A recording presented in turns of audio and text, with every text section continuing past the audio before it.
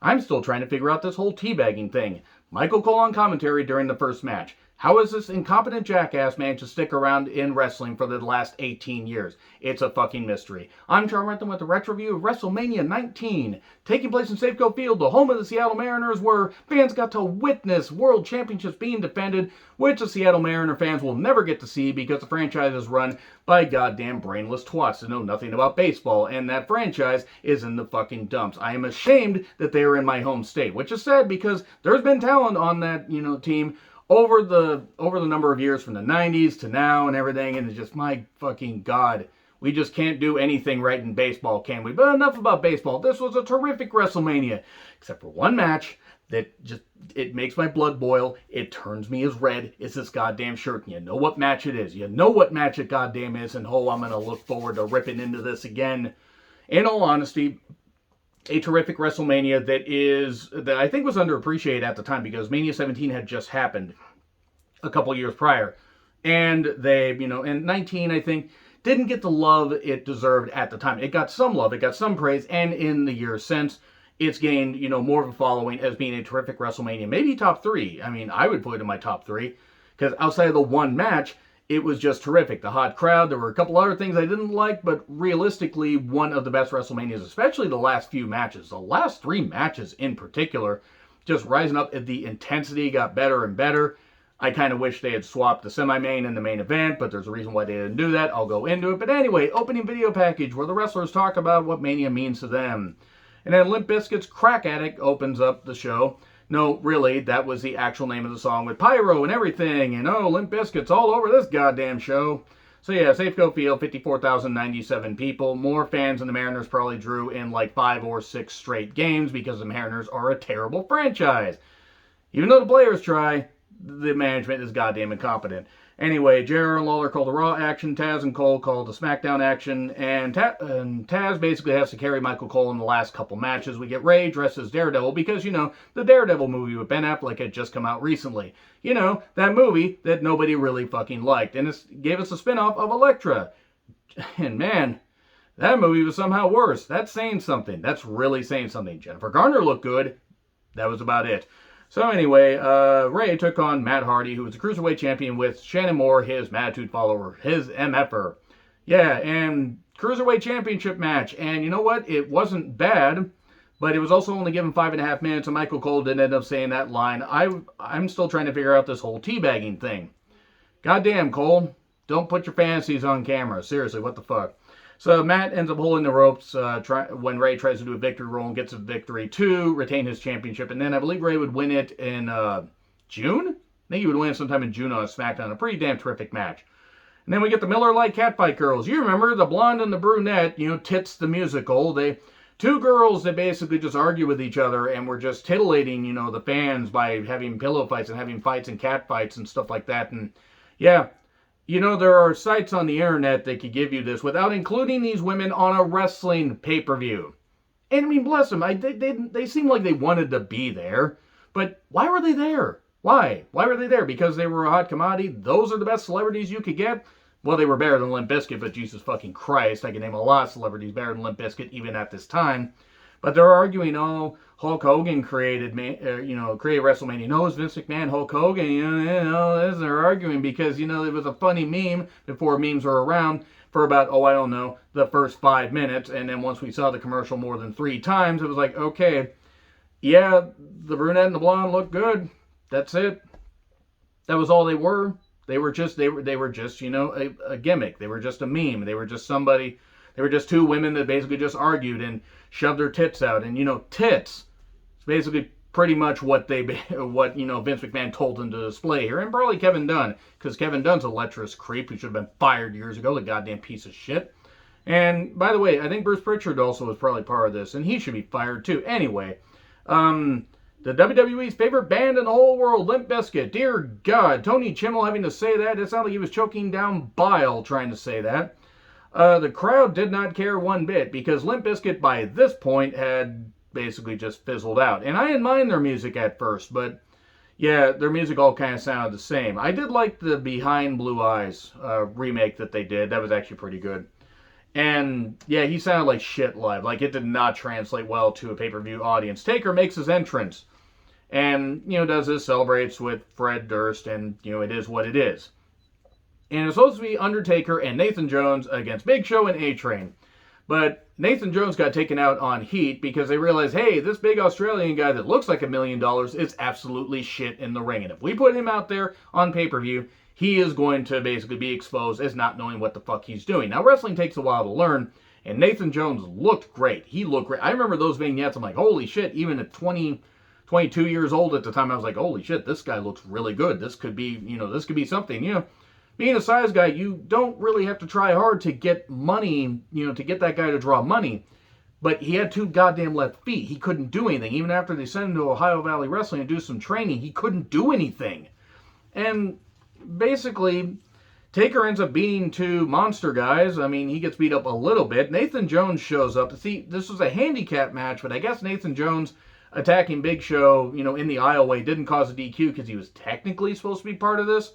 And then he hits a big boot on A-Train, and Nathan Jones nearly falls over. Not to the level of Scott Steiner at the Royal Rumble 2003 or No Way Out 2003. And then Tombstone, 1, 2, 3. One of the lesser matches that Undertaker put on, at least at the show of shows. Now, it wasn't bad, but it was also something they could have just had on SmackDown. It did nothing for A-Train, who they'd been trying to build a little bit, and Big Show.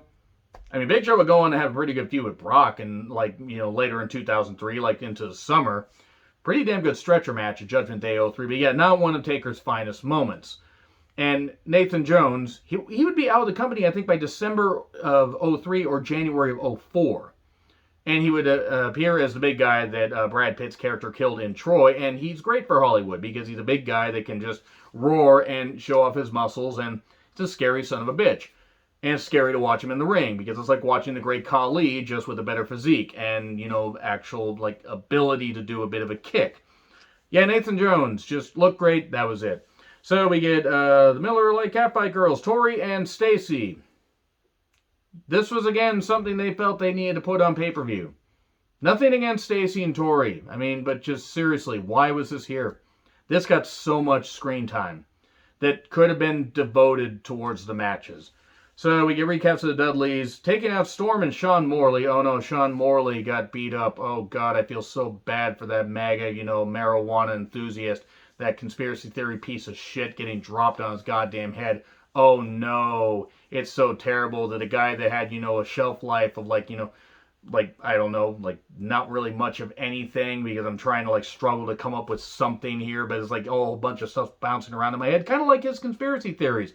Because Sean Morley is a goddamn idiot. And the fact that he basically was a porn star, and that was the only gimmick anybody remembered him for, and it had, a 2-year shelf life that he tried to stretch out into a fucking career, if you'll see what I did there.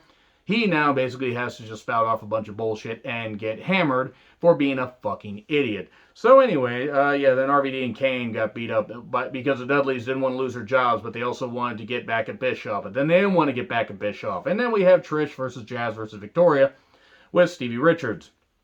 It's a 3-way for the Women's Championship. It was better than the 3-way that Jazz, Lita, and Trish had at Mania 18, which sounded a lot less dirty in my head. And the pace was good. I did like how, even though they had to cram a lot of spots in, Jazz had some good moves here, nice submissions. Trish got beat up a bit, but also hit some good kicks. Victoria, loved Victoria, loved her at this time, still love her now.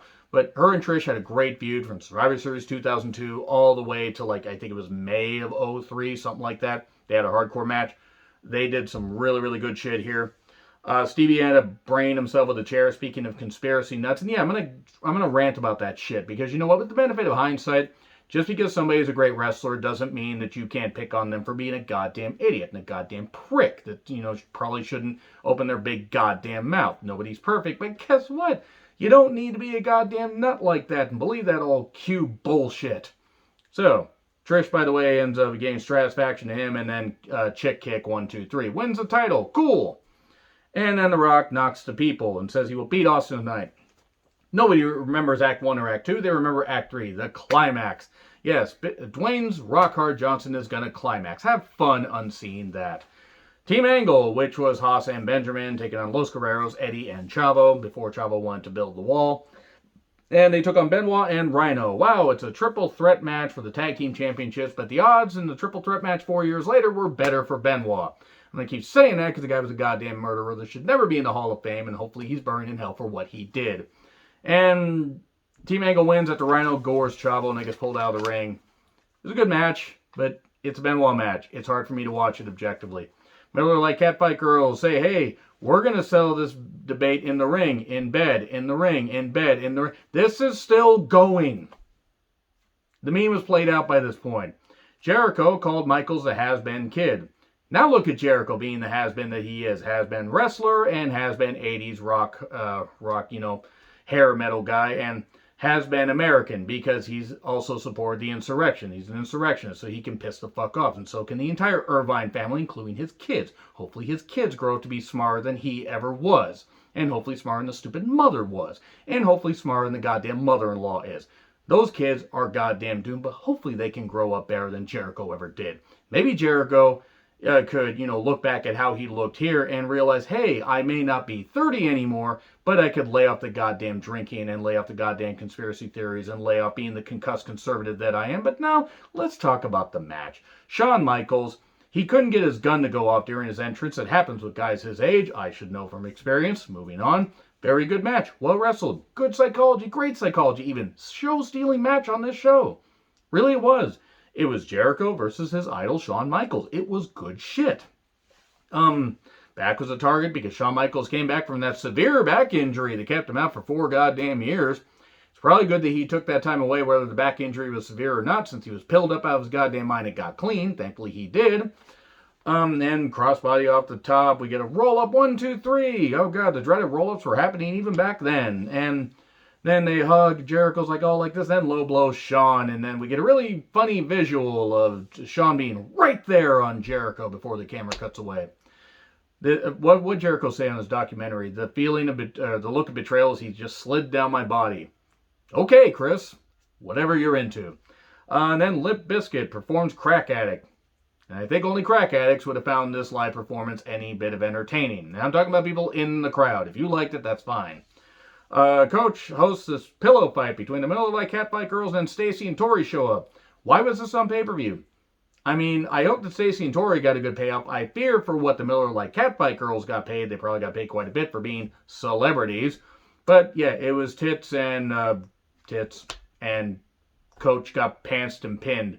And it served no purpose. I mean, Coach got humiliated. Maybe that's why he allegedly did stuff to women at ESPN, because of stuff like this. Because women humiliate him and show that they were better than him. Because women, and actually, quite frankly, anybody at the hell, I think Pond Scum is better than Coach. He got pinned, and this was nothing. Recaps of Booker T versus Triple H. The build to this. Someone like you will never be champion. You're just a common street thug. People like you are here to make people like me laugh. Fetch me a towel. Oh, but it's about WCW guys. Bruce Pritchard said that. Let me tell you right now, if I could speak to Bruce Pritchard, I'd just say, you stupid red-faced motherfucker, you goddamn Vince McMahon ass kisser also. You don't deserve to ever be in wrestling. Paul Bosch should rise from his goddamn grave and slap the fuck out of you for ever, shitting on wrestling like you have. Being a goddamn yes man. Being a goddamn piece of shit that you are. And brother love. One of the most annoying goddamn gimmicks ever. Maybe that was the idea. But the fact that nobody ever just decided to run down to the ring and throw trash at him or throw a chair at him. I'm amazed that brother love lasted as long as he did. I'm amazed Bruce Pritchard has lasted as long as he did. But oh, he gets it. He gets what Vince wants to do. Which is turn wrestling into a goddamn cartoon. And Bruce Pritchard said that on his podcast, by the way. It wasn't a racist storyline. Yes, it fucking was. It fucking was a goddamn storyline. It's Booker T versus Triple H with Flair for the world title. Let me just say right now, this was a prime example of the worst kind of burial. All they had to do to justify the storyline, now it probably wouldn't have even justified it in the end. All they had to do to somewhat make it up to the fans and make Booker T look credible was have Booker T win. And guess what they didn't do? They didn't have Booker T win the goddamn match. And Triple H from here on made me just, I wanted the absolute worst for him as far as his career. I didn't want him to get hurt and not be able to have a career, but I didn't want to see him on my goddamn television anymore. And it was a goddamn embarrassment that they did this storyline. And it was stupid. And Booker can say that he really liked this storyline. That is his business. And Triple H can say it wasn't a racist storyline. It was about WCW guys. No, it fucking wasn't. It's fucking embarrassing that anybody would try to justify this storyline. It's stupid. You can make jokes all you goddamn well want. You know, however many jokes you want to make, but don't tell me that this wasn't racist. It was. It was the most egregious example of a racist storyline this side of, like, say, the territory days when they would do stuff with, you know, black and white wrestlers. They did something in, I don't even remember the territory, but they painted a black guy white. And that got, you know, a lot of anger from people. I think it was in Tennessee or something like that. And that got a lot of people angry. But this, yes, Booker T has a past. He went to jail. He had a rough upbringing and everything. Embrace that and realize that Booker T grew up and grew out of it and got to where he got his life together. And a credit to him. A credit to anybody that does that. Because some people have a rough upbringing regardless of their race, and they managed to rise up from that. But they focused on the race, and my God, Lawler's commentary, I wanted to slap Lawler with a goddamn brick. And I know there's being a heel commentator. No, Lawler is being fucking racist here. It wasn't even like, oh, hey, Lawler's just going to turn up and be a heel. No, he was a goddamn racist here. And this isn't a cancel culture thing. This is not benefit of hindsight. This is not me being whatever the fuck, you know, you SJW, whatever the fuck you guys want to call it. No, this was bad then, and it's even worse now. This was terrible television. People were not happy with it. Even, like, you know, wrestling forums and stuff like that before the rise of, like, big social media were upset about this. And there were some people that sided with Triple H. Triple H's reign of terror was one of the worst things in, you know, like the 2000s in wrestling. It made Raw in 2002, you know, late 2002 to, you know, sometime in early 2004, absolutely unwatchable. Even when Triple H wasn't the champion, he was all over the goddamn show. Benoit wasn't, you know, featured in the main event. No, it was all about Triple H and Shawn a year later, and it was all about this. And I mean, you know, Goldberg being champion for a few months. Yeah, it was still all about Triple H. Triple H's ego had to be soothed, and now, oh, he's, you know, running NXT, and he's going to take over for Vince with all his great ideas. You know, all his great ideas that, you know, have made NXT what it is, which is basically a self-fulfilling prophecy, and the bubble has burst on NXT, and now it is basically just indie WWE mixed with Raw on its worst weeks and SmackDown on its best weeks. And Triple H isn't the guy with the best goddamn ideas. He surrounded himself with guys that have good ideas and girls that have good ideas, but he ain't exactly an innovative guy. And yeah, I'm done dumping on No, I'm not done dumping on Triple H, but let me dump on Lawler again. Booker T should have known he never amounted to anything when he was born on a pool table. Right here at this point, I wish that Lawler had been fired from the company. And look, Lawler had a bunch of comments that he said about Bret Hart's family, and that he said about others, and that he said bad shit about Goldust and everything, and the stuff he said about Mark Henry, and a whole bunch of other stuff. Sure. There's stuff in the Attitude Era you could get away with, even though it hasn't aged all that well. It's aged like a fine milk left on the dark side of Mars, or even Pluto, or even Uranus. But Lawler's commentary here was egregiously bad. And you know Booker T's family portrait was a courtroom sketch? What kind of people is, people like Booker T can't be champion? What does that mean? What kind of people is Booker T? JR said. JR had enough, like 2 minutes into this match. And I know that him and Lawler are friends, and that's fine, but he had enough by this point. We went to the mall yesterday, and he tried to pay for everything in cigarettes. Again, it is at this point that I wish somebody slapped Lawler with a brick. Flair keeps attacking Booker T while Triple H distracts the referee, and he attacks a knee. He does a nice Indian deathlock. That was some good stuff, but Flair gets knocked down. JR and Lawler argue more, and Houston Hangover, you know, the former Harlem Hangover, and JR is like, Ric Flair has no business up there, damn it. I mean, he's just getting upset. Flair gets Triple H's foot on the ropes. Booker keeps selling his knee, can't do the axe kick, gets hit with a pedigree. It takes 23 seconds for Triple H to pin Booker T. He gets a hand on him, barely, like half a hand. Like half a hand, 1, 2, 3. And the burial of motherfucking Booker T is on. You say right now, I hate Triple H for that. And all he can try to make up for, but no, shit like this is going to stick out. The Reign of Terror. The fact that his matches at WrestleMania basically were at times the equivalent of NyQuil.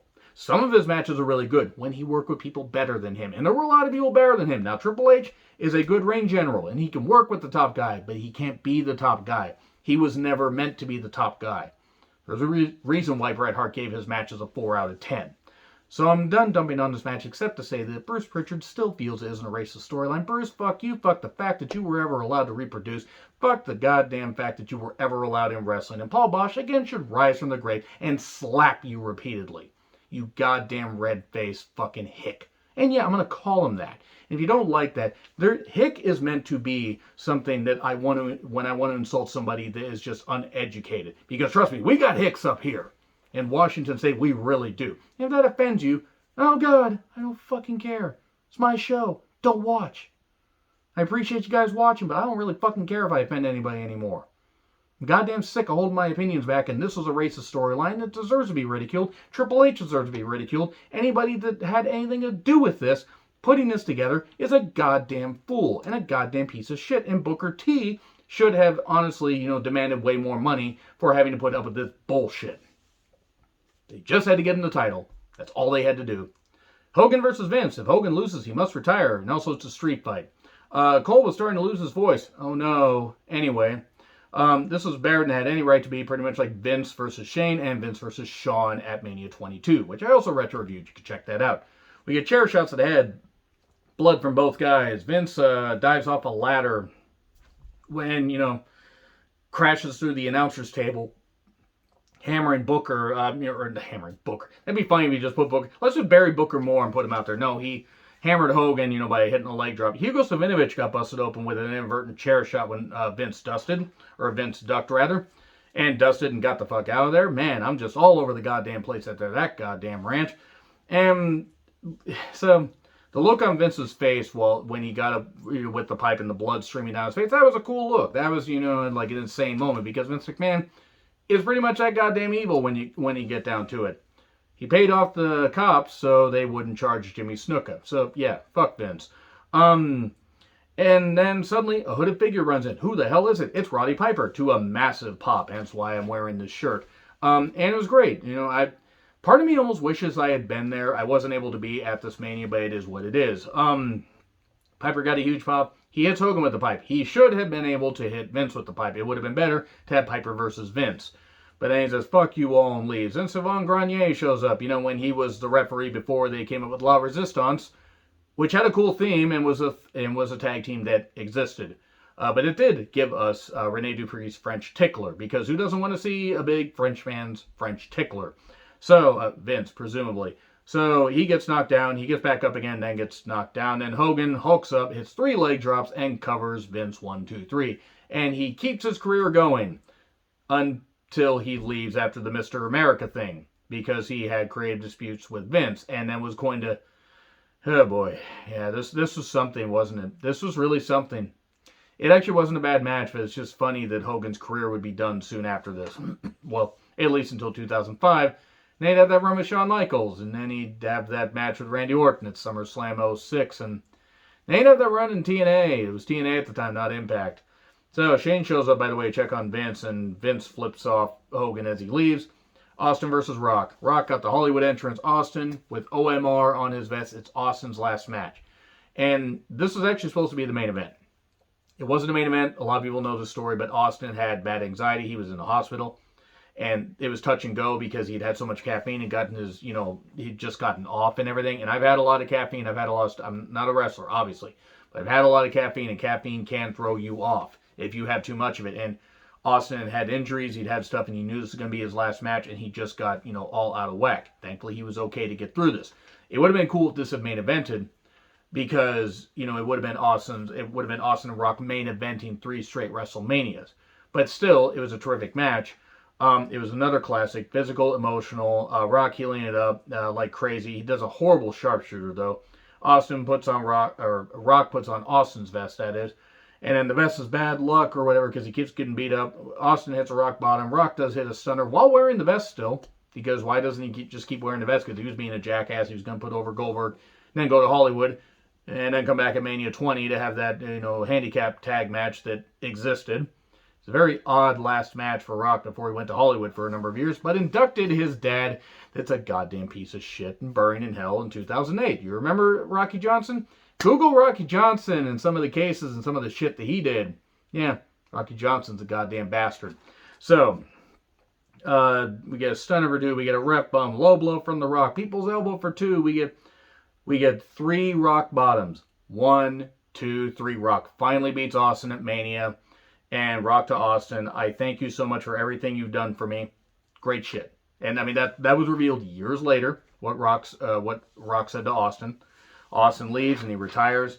He would become a GM and he would do this stuff, but it was what it was. It was good. It was really, really good. I wish I'd been able to main event, but I get why it didn't main event. And then we get Angle versus Brock, WWE Championship. Big fight feel. Angle's neck was hanging on by a thread, so he said, Brock, throw me around. I don't care. Because he was going to get neck surgery, and he didn't know when he was going to come back. And then Brock said, hey, Kurt, your neck's really bad. So at the end of the match, I'm going to do a shooting star press and nearly brain myself. And how Brock did not die doing that, I don't know, because that was goddamn brutal. Had Angle been, I don't know, a foot closer, Brock might have ended up hitting it. It was also an ill-advised move because, yes, Brock used to hit that on dark matches and could do that shit, but he was tired and Angle was too far out. This was a good match. Well wrestled. Classic. Good shit. It was a great main event. Again, Rock versus Austin could have been the main event, but it was what it was. And he hits the F5 while Angle's pulling up on his neck, because that's what you do with somebody just laying on their head, but Angle at that point was pretty much shot. And yeah, the F5, 1, 2, 3. Brock is a new WWE champion. He had no idea where he was at, and that's basically it right there. That was a fun bit to rant about, so let me know what you guys think in the comments. Like, share, subscribe, Twitter handle in the description. I'm John Retlin. I'll see you soon.